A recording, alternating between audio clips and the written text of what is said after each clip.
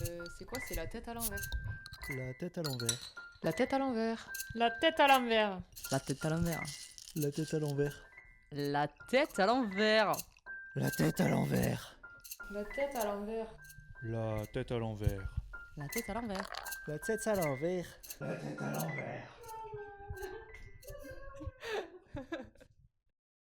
Salut, je suis Morgane et vous êtes sur La Tête à l'envers podcast. C'est l'ouverture de la saison 2 de La Tête à l'envers. Alors vous allez voir, c'est un épisode un peu spécial. J'avais envie de parler de ma vie bien sûr. Et puis ça fait un moment que j'ai pas fait un retour avec un épisode solo. Donc j'ai un peu préparé mais pas tant que ça. Vous allez voir, ça va être un peu du freestyle et un peu du préparé. Pour l'occasion, je me suis noté 30 choses. Alors j'ai vraiment pris le temps de réfléchir. À la base, je m'étais dit peut-être que à l'occasion du coup de mon anniversaire et de ma dizaine nouvelle. Oui, parce que 30 choses, c'est pour les 30 ans que j'ai fêté le 12 février dernier. Et là, normalement, à l'heure où sort ce podcast, nous sommes en avril. Et je m'étais dit, soit je fais un retour en arrière sur ma dernière dizaine, donc de 20 ans à mes 30 ans, un peu en faisant le résumé de ce qui s'était passé dans ma vie. Et finalement, je me suis dit que j'allais faire un épisode plutôt simple dans lequel je fais un petit peu, une analyse de ma vie en général et des choses que j'aurais aimé savoir plus tôt pour pouvoir les assimiler plus tôt aussi et pour vivre mieux ma vie, si on peut dire ça comme ça. Parce que de toute façon, bien entendu, il aurait pu se passer plein de choses et s'en passer d'autres. Et j'aurais pu avoir d'autres enseignements. Donc finalement, si j'avais su ces choses-là, peut-être que ma vie se serait passée différemment ou pas du tout. Le jour où j'enregistre ce podcast, nous sommes un lundi et il est assez tard, il était 21h50 et vraiment, je sais pas pourquoi je me mets à enregistrer ce truc maintenant. Mais mes réflexions, je les ai faites beaucoup plus tôt dans le mois précédent parce que finalement, j'ai choisi de décrire un petit peu ces phrases au moment où on commençait le mois de février. Donc je m'étais mis un peu en mode introspection et réflexion personnelle de tout ce que j'avais pu vivre dans ma vie et de tout ce que j'aurais aimé savoir avant. Donc vous allez voir, c'est un gros retour en arrière pour me parler à moi, petite Morgane. Mais peut-être que petite Morgane n'aurait pas été apte à capter tout ce que je vais dire là, à les assimiler, à les comprendre surtout. Parce qu'il y a plein de choses qui font que peut-être j'aurais pas pu les comprendre au moment, enfin avant même que je les vive. C'est toujours comme ça dans la vie, c'est souvent tu fais une analyse de ce que tu as vécu pour pouvoir en tirer une leçon. Et parfois c'est pas parce que tu balances une phrase comme ça que tu te dis ah mais oui bien sûr j'aurais clairement pu faire autrement. Pas aussi facile que ça. On parle souvent d'expérience dans la vie, c'est qu'en fait on est obligé de vivre les choses pour les comprendre.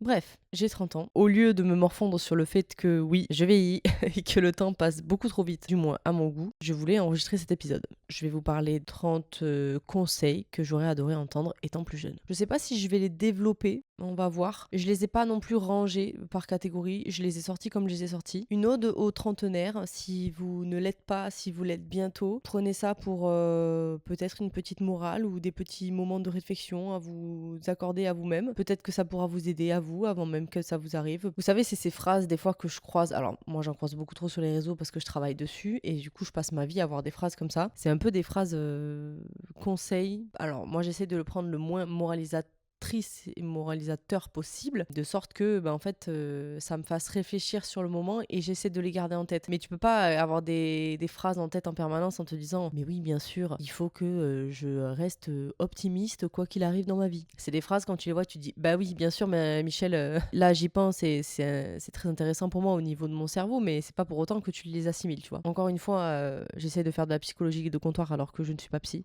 Alors vous allez voir, je vous propose de commencer soft, enfin vous allez vous en rendre compte, mais c'est pas pour autant qu'on va pas rentrer dans le deep à un moment, donc je vous préviens, il y a peut-être des choses qui vont vous parler, d'autres qui vont pas du tout vous parler, et c'est pas parce que je les ai écrits dans ces 30 choses que ça a été des traumas, ok? C'est des choses qui m'y ont fait penser, en tout cas que j'ai eu besoin et envie d'écrire et de partager d'ailleurs, parce que c'est peut-être des choses qui vont vous rappeler des propres souvenirs, des propres apprentissages personnels. Je fais pas une thérapie là de suite avec moi et moi-même, le but c'est aussi de partager des choses avec vous. Donc si jamais ça vous parle, n'hésitez pas à vous poser les bonnes questions, à y penser vous de votre côté et à peut-être vous faire un exercice comme le mien, c'est-à-dire à partir du moment où vous souhaitez votre anniversaire, peut-être votre vingtaine, hein, on n'est pas obligé d'arriver à une dizaine pour pouvoir faire ça comme exo. Peut-être que ça peut être intéressant de se poser les questions et les choses que vous auriez aimé avoir, savoir, connaître plus tôt dans votre vie pour vous sentir bien. Donc, voilà, le premier il est particulier, pas sûr que ce soit la bonne entrée en gamme. On va voir si je développe les phrases parce que des fois je trouve qu'elles méritent d'être développées, des fois non, des fois Elles peuvent vous parler sans même que j'ai besoin de l'exprimer, de le développer et de donner une anecdote dessus parce que c'est pas forcément le but. Voilà, j'ai pas d'objectif, j'ai pas de limite non plus. Donc on y va, j'y vais en mode freestyle et on verra bien ce que ça va donner. La première phrase, c'est les erreurs font partie de la vie. C'est une très bonne phrase pour commencer. Parce que clairement, c'est un peu ce que je disais tout à l'heure, mais sans apprentissage, sans vivre les choses, des fois, on ne comprend pas tant qu'on ne les a pas vécues. Et clairement, les erreurs, je trouve que ça fait partie d'un des trucs principaux. Tant qu'on ne se trompe pas, tant qu'on ne se blesse pas, tant qu'on ne prend pas un mur, des fois, pas tout le temps, on ne comprend pas. Et ça fait partie de la vie en plus. Les émotions, bien qu'elles soient parfois terribles, ne doivent pas être enfermées dans une petite boîte et ne jamais en sortir. Car elles sortent toujours, mais pas souvent quand tu le souhaites. Ça, c'est un petit conseil. Je pense que quand j'ai écrit ça, j'ai pensé à la moi adolescente. Parce qu'il y a des fois, on retient beaucoup, parfois trop, des émotions qui peuvent être souvent exprimées rapidement et à moindre échelle. C'est-à-dire que, par exemple, je suis énervée, je vais m'énerver vite fait en 5 minutes en parlant sur un ton un petit peu plus sec. Parfois, au lieu de ça, je vivais pas mes émotions quand j'étais plus petite. Wow, aujourd'hui aussi, ça m'arrive. Mais maintenant, je suis adulte, donc j'arrive à comprendre pourquoi je fais en sorte que mes émotions ne sortent pas de suite. Mais des fois, elles sortent beaucoup trop fort, trop tard, plus tard forcément, vu que le but c'était de pas les exprimer au moment où ça m'arrivait, pour éviter de faire soit trop de bruit, d'être dérangeante, gênante, à des moments où ça aurait pas dû arriver. Je pense que quand j'ai écrit ça, ça m'est souvent arrivé dans le sport, j'ai beaucoup retenu mes émotions, et souvent quand j'arrivais au maximum, quand je remplissais mon vase et qu'il arrivait au trop plein, j'explosais en plein vol et ça pouvait nuire à ma performance sportive. Ça m'est déjà arrivé au travail aussi, j'avais du mal à m'exprimer, du moins je m'exprimais pas, et je partageais pas l'état dans lequel je me sentais psychologiquement, et je finissais par soit me retrouver en pleurs devant mon employeur, super, ou l'appeler en mode je suis au bout du roule, je sais pas ce qu'il faut faire, tout en pleurant. Voilà, c'est peut-être une limite qu'il ne faut pas atteindre, peut-être qu'il faut faire petit à petit et doser pour éviter d'arriver à ce moment où tu exploses. Mieux tu te connais, plus tu seras OK avec les autres. Alors ça, c'est, je pense, un apprentissage global pour tout le monde et pour la relation que l'on peut avoir avec les autres. J'ai pas envie forcément de développer plus. Je trouve que la phrase parle d'elle-même.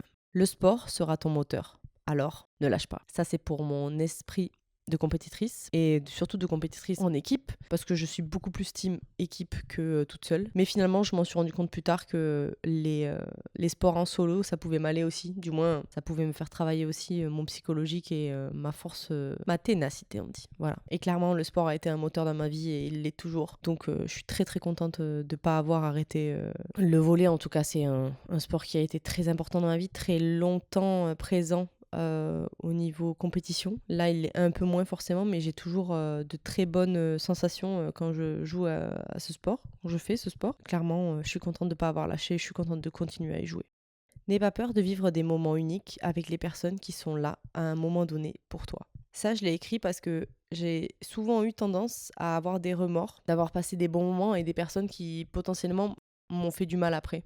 Alors qu'on ne peut jamais prévoir ce qui arrive. Et du coup, après avoir vécu des expériences un peu quelqu'un que tu aimais te blesse, et en fait tu te dis les prochaines fois je vais éviter de soit trop m'attacher, soit trop de vivre les bons moments en me disant oui mais en fait ça pourrait tourner mal. Sauf que la vie ça fonctionne pas comme ça. Si tu kiffes ton moment présent, c'est carrément une meilleure façon de bien vivre ta vie, en tout cas d'en profiter. J'avais du mal des fois, pas tout le temps bien sûr, c'est une phrase assez globale que je dis là, mais j'avais du mal parfois à profiter du présent, alors que en fait, les choses quand on les vit au moment présent, il faut qu'on soit ancré au présent et qu'on profite à fond, quoi. Parce que les moments ça passe très vite, parce que les bons moments ça passe très vite, et on oublie trop souvent que les mauvais moments aussi ça passe. Partager fait grandir. Ça, clairement, c'est à partir du moment où tu échanges avec des gens qui sont différents, avec des gens qui ont vécu plein de choses et qui te partagent leur expérience, ça te fait grandir toi-même parce que ça te fait te refléter en eux et comprendre des choses que parfois toi tu n'arrives pas à comprendre. Te projeter peut-être dans des projets qui pourraient t'inspirer parce que les autres ont réussi. Du coup, ça peut te donner la motivation de toi aussi te lancer, de ne pas avoir peur de te lancer. Plein de choses comme ça qui sont aussi claires que l'eau de roche, que clairement partager, ça fait grandir, certes, mais évoluer et réfléchir. L'anxiété, les angoisses et la peur de mal faire feront partie de ta vie. Deal avec. Alors sur ça, en tout cas, il est clair que l'anxiété, du moins, est arrivée très tard dans nos vies en termes d'explication. Je reformule parce que c'était clairement pas français. Avant, on ne parlait pas de maladie mentale. En tout cas, on en parlait très peu. Je dis pas que j'ai forcément une maladie mentale, mais je sais que les troubles mentaux et l'anxiété et la santé mentale en général, on n'en parlait pas. Et on n'en parle que depuis peu, je trouve. Je trouve que vraiment, on a longtemps et on a commencé à penser à l'humain en termes de santé souvent physique, mais on a trop oublié le psychique et le mental. Et c'est quelque chose qui, heureusement, aujourd'hui est beaucoup plus mis en avant. Et en fait, j'ai compris qu'il y a quelques années, même moins, ouais, très peu de temps, vraiment. En tout cas, moi, à l'échelle de ma vie, je trouve que c'est très peu de temps, de 3 ans, clairement, sur 30. Et c'était compliqué de parfois comprendre ce qui m'arrivait, en tout cas dans ma tête, et que parfois, il y avait des moments où j'avais envie de voir personne, où je broyais du noir beaucoup, souvent, régulièrement. J'arrivais pas trop à exprimer ce qui m'arrivait. J'avais un peu peur qu'on me prenne pour une folle. J'avais peur de pas... que les autres en face ne comprennent pas ce qui m'arrive et qui, du coup, prennent peur aussi. Et ou me jugent d'ailleurs. Donc ça c'est clairement à partir du moment où quelque chose est mal connu, peu connu ou pas connu du tout, on peut avoir un jugement très négatif sur la chose. Et c'est vrai qu'il m'est arrivé d'avoir tellement d'angoisse que la seule chose qui pouvait faire en sorte que j'arrive à dealer avec ce qui m'arrivait, donc mes ressentis, mes sentiments, mes émotions, mais j'avais juste envie de me mettre dans le noir dans une pièce, de broyer du noir, de penser à mille et une choses négatives, de pleurer parfois.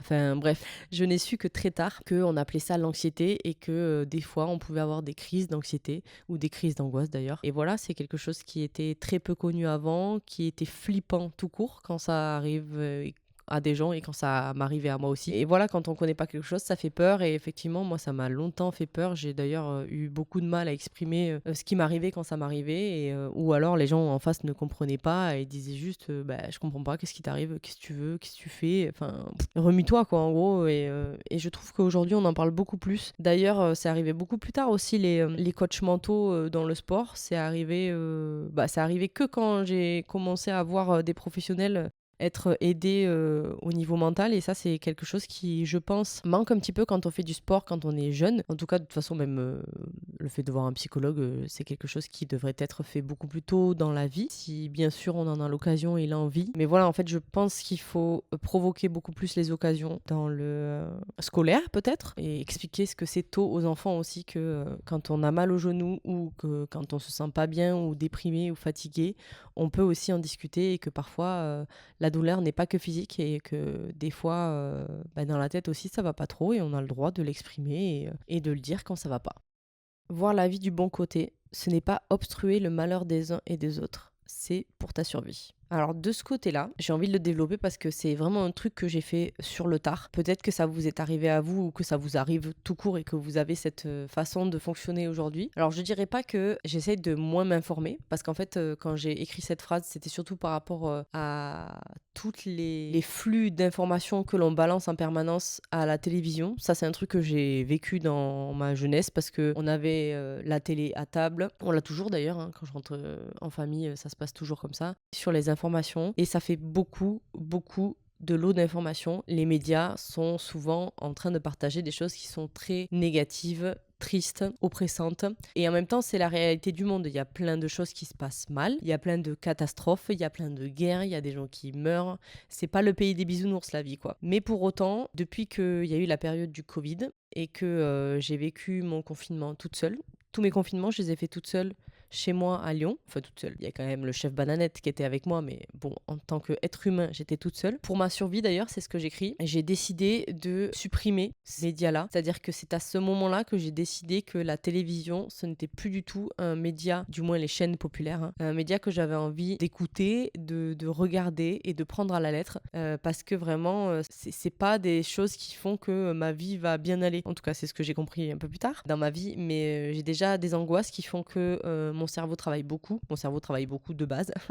Mais en tout cas, j'ai déjà beaucoup de lots d'infos qui peuvent me donner du stress, des angoisses. C'est vrai que le fait de rajouter en plus de ça des informations qui sont toujours très négatives et qui sont redondantes, parce que souvent les médias à la télé, c'est le midi, c'est une info, t'en as 5-6, et le soir, ils te remettent les mêmes parce qu'en fait, ils n'ont pas d'update. Pas forcément, pas souvent, pas à chaque fois. Et donc, c'est beaucoup d'informations qui tournent et tournent encore en boucle et qui sont négatives. Donc, c'est encore la vie est pourrie. Au fait, la vie est pourrie. Et ah, mais attends, tu te rappelles pas? Mais à midi, j'avais dit que la vie est pourrie. Ben, elle est toujours pourrie. Tu vois, ça fait des enchaînements comme ça de trucs qui sont horribles pour ta tête et ton moral, en fait. C'est vrai que à la période du Covid, j'ai décidé de me concentrer sur des médias qui arrivaient, pour moi en tout cas, trier les infos, qui parfois partageaient aussi des choses positives, parce que il faut le dire, les informations, c'est beaucoup de choses qui sont réelles, mais c'est trié. Il y a tellement de choses qui se passent dans le monde qu'il y a forcément un tri par urgence, nouveauté, importance aussi. Donc c'est compliqué de s'informer aujourd'hui, et c'est compliqué de s'informer sans être angoissé par ces infos. Notamment en plus avec un gros et large sujet qui est l'écologie. Donc il y a beaucoup de choses qui peuvent faire que ta tête peut aller très mal et très vite. Et en plus de ça, tu dois vivre et essayer de dealer avec tes émotions, tes rencontres, ton travail, enfin voilà. Donc ça fait beaucoup pour un seul être, je trouve. J'ai choisi de choisir mes médias, de les sélectionner, de les restreindre et de faire en sorte que parfois, j'ai besoin de pas voir les choses qui sont négatives pour pouvoir me sentir bien ou ok.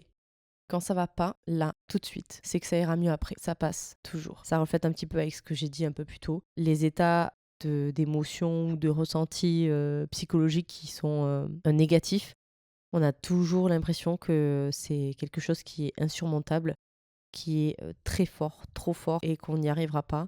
Et des fois, en fait, ça peut prendre un peu de temps. Ça peut prendre le temps d'une nuit, d'une soirée, d'une après-midi, d'une journée. C'est important de se rappeler que ça se termine toujours. Comme quand on a un état d'émotion ou de sensation de bonheur, ça se finit. Parce que c'est normal, c'est rythmé comme ça, la vie. Il y a des choses qui se passent bien, il y a des choses qui se passent mal. Et ça tourne toujours. La roue tourne, comme on dit. La discipline te sauvera. Alors ça, c'est vraiment pour des choses qui sont propres à moi, en tout cas. Mais je sais que j'ai vraiment réussi à gérer des moments un peu compliqués pour moi grâce à la discipline, en me faisant... C'est pas me faire violence, parce que pour moi, la discipline, c'est vraiment un automatisme du cerveau qui fait que je ne réfléchis pas à si c'est bien ou pas, je le fais, point, parce que c'est mon objectif. Et ça, c'est quand même quelque chose qui rythme beaucoup ma vie quand j'ai des objectifs stricts et que j'arrive à me mettre ça dans ma tête. Je vous donne un exemple. Le rendu de mon mémoire de master quand j'étais en école de stratégie digitale. C'était une période qui était compliquée pour moi en niveau perso parce que j'étais en pleine rupture. Ouais, voilà, je crois qu'on était dans ça hein. Et ça se passait pas bien. J'ai réussi, je sais pas comment, pourquoi, mais des fois j'arrive à me faire ça. En mode, je me dis, il y a rien qui va me détacher de mon objectif. Je vais finir ce truc-là et je vais me donner à fond et je vais le terminer, point. Ma maison peut être en train de brûler, j'en ai rien à foutre, j'y vais. C'est un savoir-faire, je sais pas si c'est un savoir-faire, une qualité, un truc un peu spécial qu'il y a chez moi, mais ça m'arrive des fois, j'ai des trucs comme ça. Ça a beau être la zizanie autour de moi, j'arrive à me mettre des objectifs, à me les bloquer et à réussir. Point. Parce que j'ai décidé de réussir. C'est comme ça. Les enfants sont rudes entre eux et n'acceptent pas la différence. Mais tu verras, plus tard, tu trouveras ta place. Clairement, ça, je pense que ça peut parler à beaucoup de gens qui écoutent le podcast et qui ont eu une école, collège ou lycée compliqué. Pour ma part, c'était surtout le collège et le début du lycée, ouais. Une période particulièrement compliquée pour moi. Parfois ça allait pas, je pense, comme tous les enfants. J'imagine que rien n'est toujours tout blanc ou tout noir. Hein. On n'est jamais mieux que dans les études supérieures. C'est mon point de vue. Peut-être que vous, non, ça n'a pas été. Mais j'ai mis du temps à me construire et à prendre ma place et à trouver ma place. Et surtout à être bien avec moi. D'ailleurs, le conseil d'après, il coule de source du coup. Tu n'es pas bizarre, on est tous très différents et c'est ok. L'amour de soi est primordial et indispensable. Ça aussi, ça colle encore avec l'effet de confiance en soi et de construction. Quand on est ado, pré-ado, c'est toujours très compliqué. On voit plein de choses, on entend plein de choses. En plus, entre nous, entre jeunes, on n'est pas cool. Suivant comment on est éduqué, comment on voit les relations qui se passent entre les uns et les autres, on peut ne pas être du tout bienveillant et je trouve que ça manque un peu de bienveillance quand on est jeune. C'est dommage, je trouve. Comme si on était obligé de se piquer, de se blesser entre nous pour réussir à se construire tout en grandissant. Je trouve que c'est triste. Et en même temps, on peut pas tous être bons et gentils dans la vie. Donc, c'est mon point de vue sur tout ça.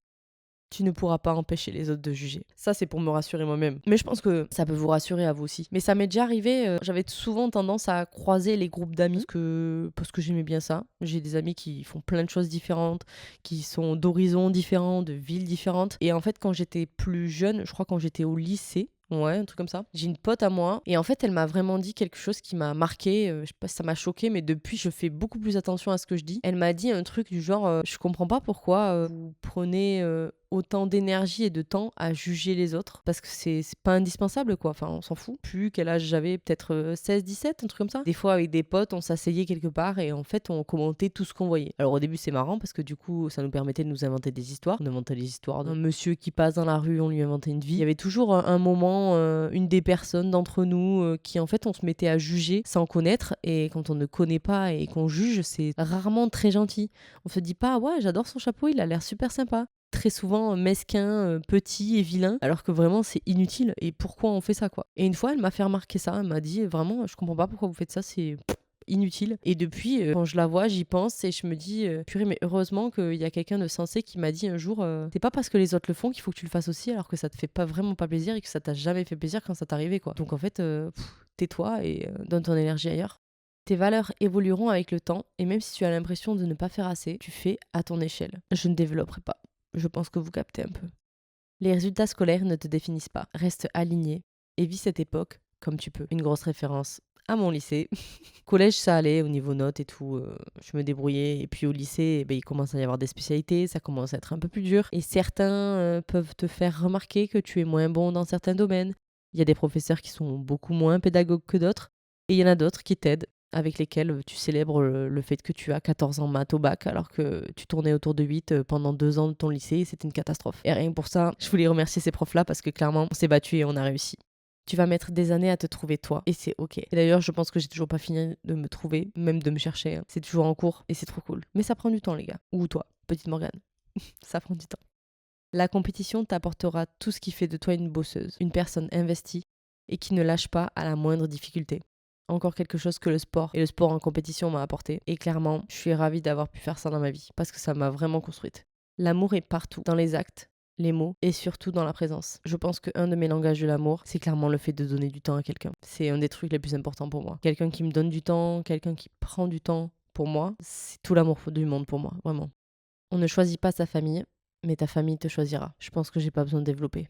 C'est vraiment une sensation, un ressenti que j'ai. La famille, c'est un très grand mot, hein, bien sûr. Ça prend beaucoup de personnes et d'éléments en compte. Mais j'ai toujours eu l'impression, et je pense que c'est pas qu'une impression, c'est que c'est réel, c'est que j'ai toujours ma famille derrière moi et ça risque pas de s'arrêter. Je sais très bien que c'est une ressource.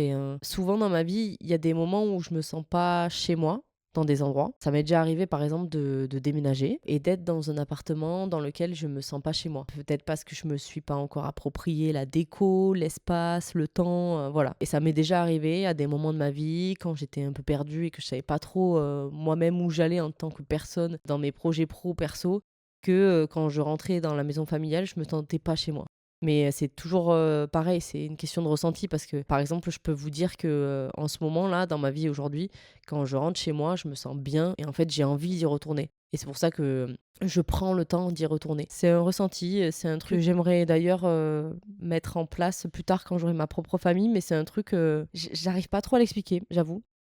Reste avec les personnes avec qui tu peux être toi-même. Ça, c'est archi important. À tous les enfants, adolescents, on parle des filles, des garçons, jeunes adultes, vieux adultes, vieilles personnes, tout ce que tu veux. Vraiment, ne passez pas une minute de plus avec des personnes avec lesquelles vous vous sentez mal. Ça, c'est vraiment un truc, j'ai parfois encore un peu du mal avec ça. Je donne parfois du temps à des gens qui, pour moi, ne le méritent pas. Comme je le disais juste avant, vraiment pour moi, donner du temps à quelqu'un, me déplacer physiquement pour quelqu'un, c'est une preuve d'amour. Et des fois, je trouve que je donne trop. Comme vous l'entendez, comme je l'exprime, ça peut paraître égoïste pour vous. Propre à moi, cette perception. Et j'avoue que donner du temps à quelqu'un qui vous voit pas à la même hauteur que vous-même, qui vous donne pas autant de valeur, je trouve que c'est triste et qu'elle ne le mérite pas, quoi, cette personne. Donc pensez-y, réfléchissez-y. Et parfois, il vaut mieux laisser tomber des personnes pour être mieux soi-même. L'enfance se termine trop vite, alors profite de toute cette insouciance au maximum. Pareil, je développerai pas. Tes besoins et tes envies peuvent être exprimés. Ça, c'est un truc que j'ai mis beaucoup de temps à faire, dire ce que je veux et ce que je veux pas. Si j'ai envie d'un truc, si j'ai pas envie. Et c'est pas parce que la personne en face de toi, elle est pas ok et qu'elle est pas d'accord ou qu'elle veut pas la même chose que toi, que ça doit se terminer. Je parle d'une conversation, d'une relation, d'un truc communiqué, quoi. Plus tu communiques, plus tu arrives à échanger avec les autres et à comprendre ce qui est bien pour eux, pour elles. Et voilà, je trouve que c'est super important de pouvoir aussi exprimer tes propres besoins et tes propres envies. La vie des autres ne doit pas être ce qui guide tes décisions. Super dur ça. Et en même temps, il y a beaucoup de gens dans la vie qui prennent beaucoup trop la vie des autres pour quelque chose qui est de leur propre libre arbitre, alors que souvent ça ne l'est pas. En tout cas, ils peuvent être influencés, encouragés. Alors, je dis pas qu'il faut pas conseiller tes potes, hein, ou que toi-même, il faut pas que tu acceptes les conseils de tes potes, mais parfois, il y a des décisions, il y a des choix qui se font tout seuls. Donc certes, le fait de partager et d'échanger avec les autres et de prendre un petit peu leur point de vue, ça peut être intéressant pour toi, mais la décision t'appartient à toi-même. Ne t'oublie pas, quoi. Tu auras des moments de déconnexion avec ton entourage car tu as besoin de recharger tes batteries sociales. Clairement, ce qui est un peu en train de m'arriver en ce moment. Il y a vraiment des moments où je déconnecte avec tout le monde, j'ai plus envie de parler à personne. Alors pourquoi? Je sais pas. Ou alors vraiment, j'ai envie de reconnecter avec des personnes en particulier que j'ai pas vues depuis longtemps, avec qui ça fait un moment que j'ai pas échangé. Ça me fait du bien. J'ai une overdose de gens, de discussions, Parfois j'ai un trop plein. Et j'ai capté que je fonctionnais comme ça. Hein. J'espère que mes potes aussi, parce qu'en fait ça me fait chier. Ça me ferait chier, je pense, de leur écrire et de leur dire, en fait frérot, là j'ai envie de pas te parler. Je veux plus te parler, je veux plus te... Pause. En fait, j'ai besoin d'une pause. Alors, c'est pas du tout méchant, hein. C'est pas que je peux plus vous voir, hein. Mais je sais pas, des fois, j'ai besoin d'être seule. Alors, bien sûr, je vais croiser plein de gens dans ma vie, hein, quand je vais au boulot, quand je vais au sport et tout ça. Hein. Il y a des fois, j'ai plus envie de deal avec les autres. Je fonctionne comme ça, je sais pas pourquoi. Les réseaux te rappellent souvent des souvenirs, mais ne doivent pas absorber le maintenant. Et bien ça, ma belle, j'ai bien fait de l'écrire parce que c'est actuel, c'est présent en permanence, mais le téléphone en lui-même absorbe l'âme, réellement. En tout cas, personnellement, ça me prend beaucoup de temps, beaucoup trop de temps. C'est compliqué de se déconnecter. Je sais qu'il y a des gens qui font des purges un peu, tu vois, des écrans. Bon, alors moi, je travaille sur l'ordinateur, donc c'est compliqué, mais vraiment, le téléphone, je pense que je suis incapable de le laisser une journée chez moi alors que je suis en dehors de chez moi. Et d'ailleurs, il y a plein de moments pendant lesquels moi, j'essaye de plus l'avoir avec moi, en tout cas de pas le regarder. Et ça m'énerve vraiment, premier degré, quand mes potes font pas le même effort que moi, alors que je ne suis pas ces personnes. Et comme on en revient à quelques conseils plus haut, peut-être qu'il faudrait que j'exprime mes envies et mes besoins. Que par exemple, quand je suis avec certaines personnes qui passent à mon goût trop de temps sur leur téléphone quand je suis avec eux, je devrais pouvoir exprimer cette chose-là. La communication, Morgane. Les réseaux sociaux, c'est vraiment un univers qui font perdre le cerveau humain et c'est une destruction. Hein. C'est une arme de destruction massive, je trouve. C'est super pour plein de trucs. Ça fait perdre beaucoup, beaucoup trop de temps. Tu n'as pas besoin d'être en couple pour être épanoui. En vrai, ça, je le savais déjà. Je pense que c'est un petit rappel pour la moi petite. Le modèle, en tout cas, de la société qui est prôné énormément dans la société occidentale, c'est quand même la vie à deux. Ça fait quelques temps maintenant que moi, je vis seule. Et je suis totalement OK avec ça. Je dis pas que je le vivrai mal si je rencontre quelqu'un, hein, pas du tout.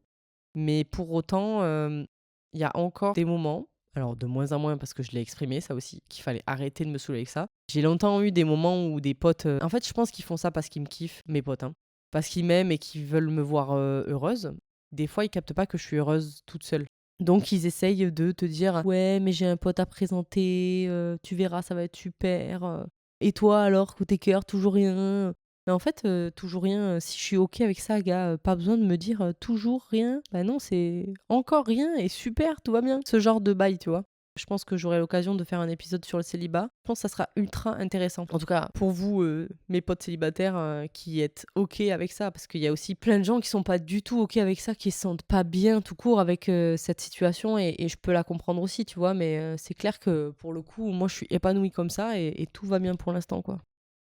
La pression est parfois bonne, mais trop souvent inutile, parce que tu gères. Alors ça, je pense que c'était clairement pour me réchauffer le cœur que j'ai écrit ça. Et pour me rassurer aussi. Et en même temps, quand on a la pression sur quelque chose, sur un sujet, un projet, un match, un truc, c'est que ça nous tient à cœur, c'est que c'est important pour nous et que ça nous prend de l'énergie mentale. Donc à un moment donné, la pression peut être signe de quelque chose de super. J'arrive à vivre des situations qui sont parfois très stressantes et ça passe parce que j'ai vécu beaucoup d'expériences stressantes et que je m'en suis toujours sortie. En tout cas, je me suis débrouillée. De là à vous dire que j'ai survécu parce que j'ai sorti quelqu'un des flammes, c'est faux. J'ai eu des situations globalement gérables et ça s'est toujours passé correctement.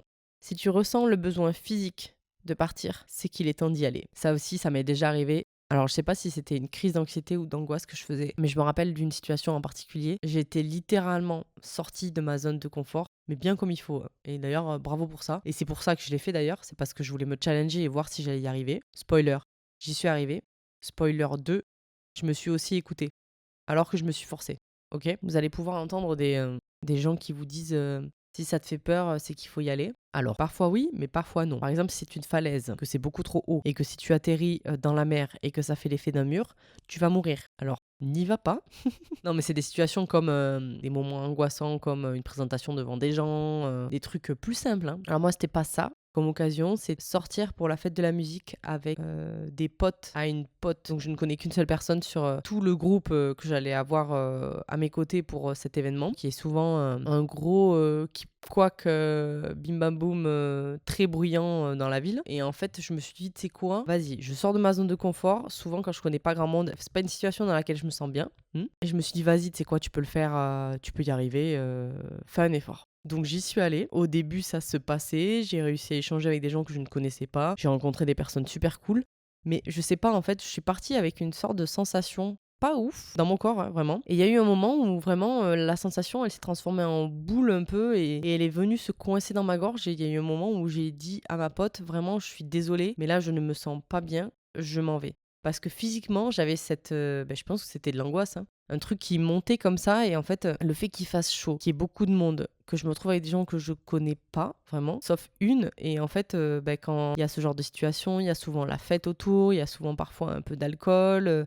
Il y a des personnes qui peuvent être un peu moins gérables, en tout cas des situations qui peuvent être moins gérables. Et moi, justement, j'étais pas trop dans le mood parce que je voulais pas me mettre dans une situation dans laquelle je pouvais ne pas contrôler ce qui allait m'arriver. Et j'ai ressenti le besoin de m'enfuir. Vraiment, c'était un réflexe de survie presque. Et j'ai dit vraiment... alors, j'habitais en ville et j'étais pas très loin, hein, mais vraiment, j'étais en mode je m'en vais parce que je me sens pas bien. Et ma pote a dit ok, je comprends pas pourquoi, mais fais. C'est une des premières fois de ma vie où je me suis vraiment écoutée.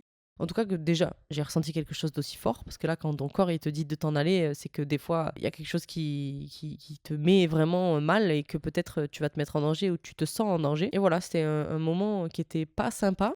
Mais pour autant, c'est l'une des premières fois où je me suis vraiment écoutée comme ça. Et je me suis dit, purée, j'ai grandi et j'ai évolué parce que avant j'aurais peut-être forcé le truc et j'aurais peut-être vécu une situation où j'étais pas bien, tu vois. J'ai forcé le truc parce que j'ai vraiment donné de mon âme et de mon corps parce que ça a duré cette situation dans laquelle je me sentais pas bien. Et au bout d'un moment, je dis, vas-y, tu sais quoi, arrête de réfléchir, va-t'en. Et c'était une très bonne décision.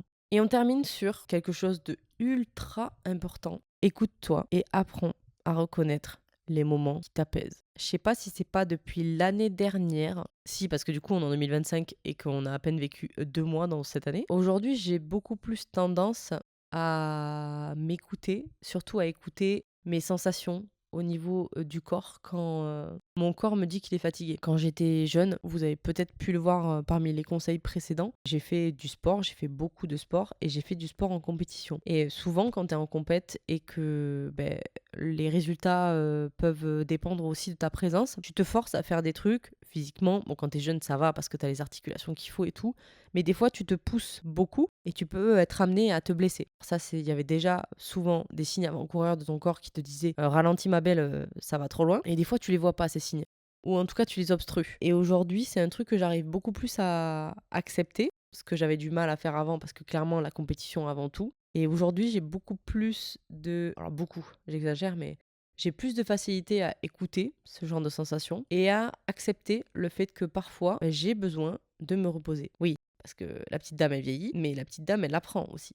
Parce que souvent, quand tu t'écoutes pas, c'est que tu peux aller jusqu'à la blessure, jusqu'à la sensation mentale dans laquelle tu te sens mal. Et je trouve que j'arrive de plus en plus à m'écouter et je suis assez fière de moi. C'est un peu en paradoxe avec la discipline, c'est que des fois, la discipline te dit « Attends, en fait, j'y vais, que j'ai mal ou j'ai pas mal, j'y vais, quoi. » Mais des fois, la discipline peut être entravée par ce genre de sensations et de ressentis qui peuvent te sauver, entre gros guillemets, d'une blessure, d'un trop-plein qui peut faire que...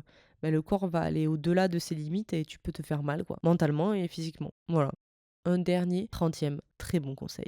J'espère que cet épisode vous a plu. C'était la reprise du podcast avec un épisode en solo pour changer. Je suis assez contente de l'avoir fait. Maintenant, il est tard parce que finalement, je pensais que ça allait être un épisode de quoi 30 minutes. Ça fait 53 minutes que je parle. N'hésitez pas à le dire en commentant sur la plateforme sur laquelle vous écoutez ce podcast. Vous pouvez laisser un commentaire et noter 5 étoiles si ça vous a plu. Et sinon, vous pouvez retrouver la Tête à l'envers podcast sur les réseaux sociaux et commenter, exprimer votre ressenti.